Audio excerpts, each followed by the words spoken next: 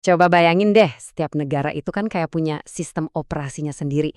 Sebuah cetak biru yang ngatur gimana pemerintahannya jalan dan gimana kehidupan warganya sehari-hari.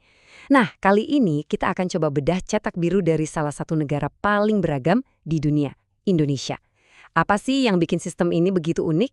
Yuk kita cari tahu bareng-bareng. Nah, ada kutipan menarik banget dari presiden pertama kita, Soekarno.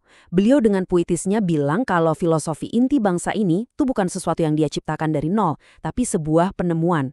Seolah-olah beliau menemukan kembali 5 butir mutiara yang udah lama terpendam dalam tradisi Nusantara. Ini menarik banget, karena artinya fondasi negara kita itu bukan barang impor, tapi betul-betul digali dari tanahnya sendiri. Jadi kelima mutiara indah yang tadi disebut itu, ya inilah yang kita kenal sebagai Pancasila. Dan ini penting banget ya, Pancasila itu bukan sekedar slogan atau pajangan di dinding loh, tapi ini adalah kompas moral, kompas etis buat seluruh bangsa. Semacam panduan buat kita semua untuk hidup bareng di tengah perbedaan yang luar biasa. Oke, jadi apa aja sih kelima prinsip dasar ini? Yuk kita lihat sekilas. Pertama, ada kepercayaan pada Tuhan. Kedua, penghargaan terhadap martabat manusia. Ketiga, komitmen yang kuat pada persatuan. Keempat, cara kita ngambil keputusan, yaitu lewat musyawarah. Dan yang kelima, cita-cita keadilan sosial untuk semua. Inilah bisa dibilang DNA yang membentuk seluruh sistem ketatanegaraan Indonesia. Biar kita punya gambaran yang lebih luas, coba deh kita bandingin Pancasila dengan ideologi besar lainnya. Kalau komunisme kan seringkali menolak agama, sementara kapitalisme cenderung misahin urusan iman sama negara. Nah, Pancasila justru beda, menempatkan ketuhanan sebagai sila pertama. Terus di ekonomi dan politik, Pancasila itu kayak nyari jalan tengah.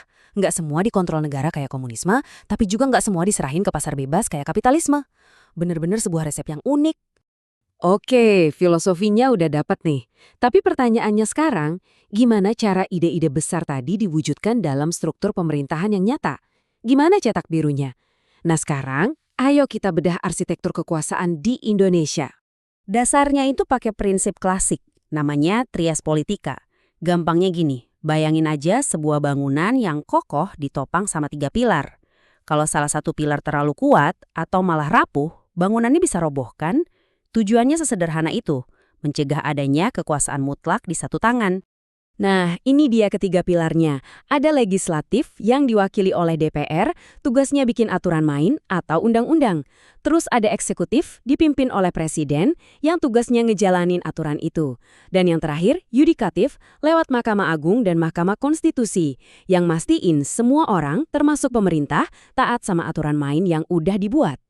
Nah, ini poin yang penting banget dari reformasi. Dulu kita kenal MPR sebagai lembaga tertinggi negara. Sekarang nggak lagi, posisinya setara dengan lembaga negara lainnya. Ini adalah perubahan fundamental ke sistem yang namanya check and balances.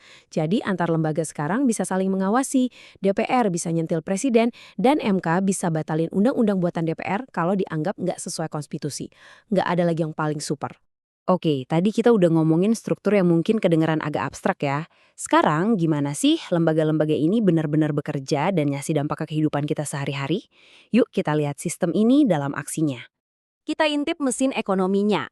Biar mesin ini jalan mulus dan gak kepanasan, ada Bank Indonesia yang perannya itu kayak oli. Dia ngejaga nilai rupiah kita biar stabil. Sementara itu, ada Kemenko Perekonomian yang tugasnya jadi dirijen. Mastiin semua gigi roda kebijakan, dari perdagangan, investasi, sampai industri berputar selaras, nggak saling tabrakan. Negara juga punya tanggung jawab sosial loh. Ini bukan cuma teori. Buat mereka yang paling membutuhkan, ada Kementerian Sosial. Buat urusan kesehatan kita semua, ada BPJS. Dan buat masa depan generasi penerus bangsa, Kemendikbud punya tugas penting mastiin pendidikan dan kebudayaan kita terus berkembang.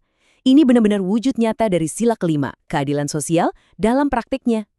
Dan tentunya, buat mastiin kita semua bisa tidur nyenyak dan negara tetap berdaulat, ada dua penjaga utamanya.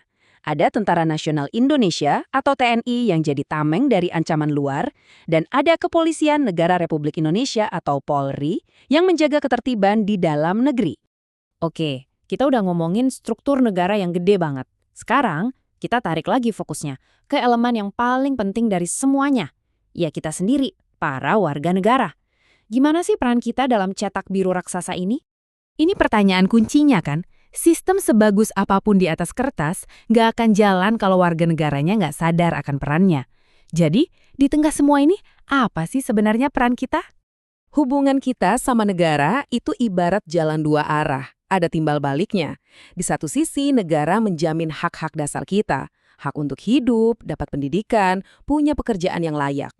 Tapi di sisi lain, kita juga punya kewajiban. Misalnya taat sama hukum, ikut bela negara, dan ya bayar pajak. Toh pajak itu kan yang dipakai buat membiayai semua layanan publik tadi. Nah, ini dia intinya. Titik paling krusial dari semuanya. Seluruh sistem ini baru bisa berjalan dengan baik, baru bisa berfungsi optimal kalau ada harmoni.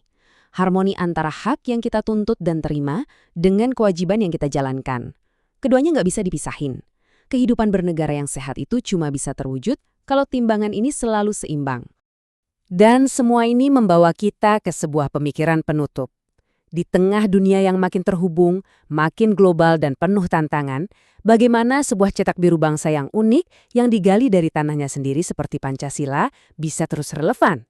Bagaimana ia bisa memandu jalan Indonesia di panggung dunia? Nah, ini adalah tantangan sekaligus peluang besar bagi kita semua.